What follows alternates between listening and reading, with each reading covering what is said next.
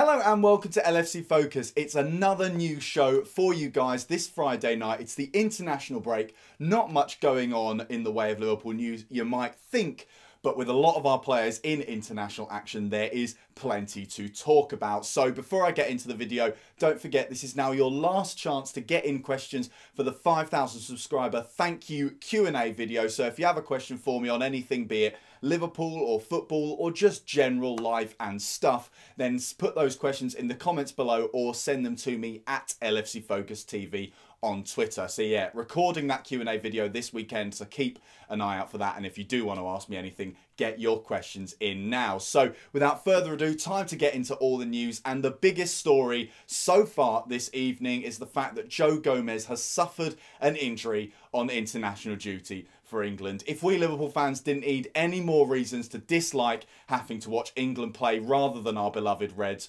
Joe Gomez, about 7 minutes into the game, received a knock on what looked like his left ankle, tried to hobble on, tried to carry on for a little bit, but just wasn't able to, ended up going down and had to hobble off the pitch. Sadly, we don't really know yet what it's going to be like. It's hard to tell. Obviously, it could just be a little bit of a knock. It could be entirely precautionary. Obviously, it's a friendly. There's no need to risk him unless it's because it's just not necessary to do so. But fingers all massively crossed for that, because I think Joe Gomez is going to be hugely important at the back end of this season if he is fit and available, because we've got those massive ties against Manchester City. We've got loads of hugely important games in the Premier League, and with those later Champions League games, the fixture list does stack up, and I think it's far too much pressure to have to put onto Trent Alexander-Arnold to have to play the vast majority of those games. So I mean, fingers massively crossed for Joe Gomez. Hopefully it's just a tiny little issue with his left ankle and nothing too major, but that is something we will find out about over the next few days, and I will keep you guys updated on the news surrounding that. But yeah, looks like we may have to rely on Trent Alexander-Arnold for a bit. Hopefully Nathaniel Clyne can make some sort of comeback from injury as well, because obviously he's been playing a little bit for the under-23s because it's been taking him ages to come back from this injury. It's going to be a while before he reaches match fitness, so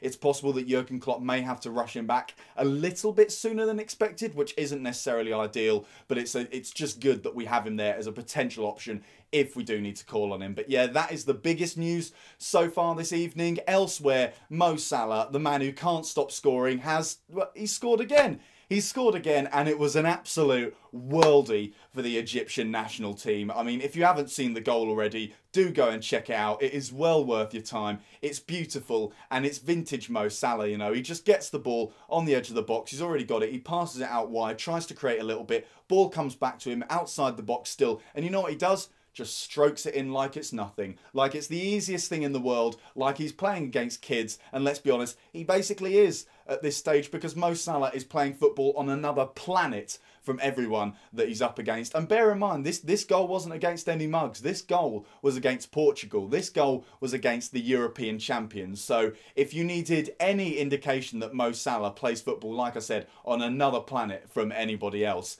there is your indication there, with another absolutely lovely goal. And that is 16 goals in 14 games for club and country for Mo Salah. That is more than one goal per game, which is absolutely sensational. And like I said, if you haven't seen the goal already, do check it out. It's a lovely strike from outside the box. Really calm, really sensible, side foots it, curls it in at the near post. It is fantastic. Elsewhere in the international break, like I said, England play tonight with Joe Gomez getting injured. Jordan Henderson and Alex Oxlade-Chamberlain both got run-outs for the national side as well, playing in an unfamiliar midfield setup. They were in a 3-4-3. They were the midfield pairing, so it's a little bit difficult to judge them based off that. Obviously, Henderson kind of relieved of the defensive responsibilities that he's normally given at Liverpool, what with him playing in front of a back three. I mean, it was hard to really gauge their performances because obviously, like I said, playing in a very different setup and a very different England team as well. I mean, personally, I thought the England display was pretty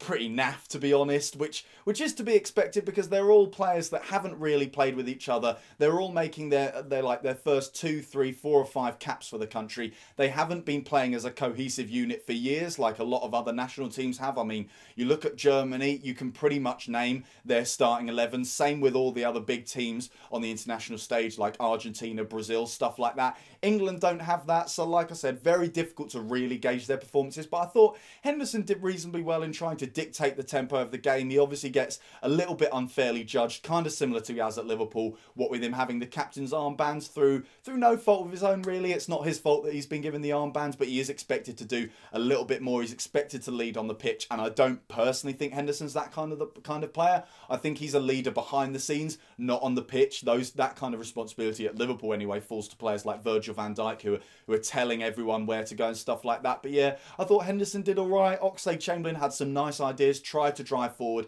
tried to get the ball forward, tried to play through his teammates as well. But like I say, they're playing in totally different systems and trying to forge chemistry with players that they don't normally play with. So a difficult one to judge, but yeah, a pretty naff performance from England, if I'm honest. And obviously they were playing against Holland, who had 2 Liverpool players in their side as well. The aforementioned Virgil van Dijk, who had a pretty decent game, you know, did his usual stuff, told everyone where to go, passed the ball, looked boss, looked cool, looked absolutely fantastic. You could maybe argue that he was at fault for the only goal of the game, the one that Jesse Lingard scored for England. The ball's sort of coming towards him and he turns out of the way a little bit, whereas you could potentially argue that he could block it. But I think when you look at it, the shot's actually going reasonably central, and I think really Van Dijk, you know, he's a fantastic player, so sometimes in these situations, if it's 50-50, you give him the benefit of the doubt, and I think he's actually trying to get out of the way of the ball so that he doesn't cause a deflection, because really it's the kind of shot that the goalie should save. So yeah, Van Dijk did all right, again in a back three. Holland also played the 3-4-3, so Wijnaldum was playing for them as well in that midfield too, and again, difficult to really gauge what was going on with his performance. I mean, it was sort of your classic Gini Wijnaldum performance. He did what he normally does. Again, not playing in a brilliant side, a side that didn't really look cohesive. Holland really are a side in transition at the moment. They're in a similar position to England. So a difficult one to judge for those two teams. It was a hard game to watch as a Liverpool fan to really take anything away from it. And of course, the only real talking point was the injury to Joe Gomez, which was a bummer. But yeah, elsewhere in the international games, Harry Wilson and Ben Woodburn both got run-outs for Wales in the China Cup, which is a tournament I've never heard of, but Wales won 6-0 against China the other day. Harry Wilson, as I said on Twitter, actually ended up having a pretty decent game. He scored a slightly Messi-esque goal where he got forward and kind of takes a left foot shot from a reasonable distance, actually, bends it round a defender, sends it into the far corner. A really, really nice goal from Harry Wilson, and then a fantastic no-look through ball to set up Sam Vokes for the 5th goal as well. So actually,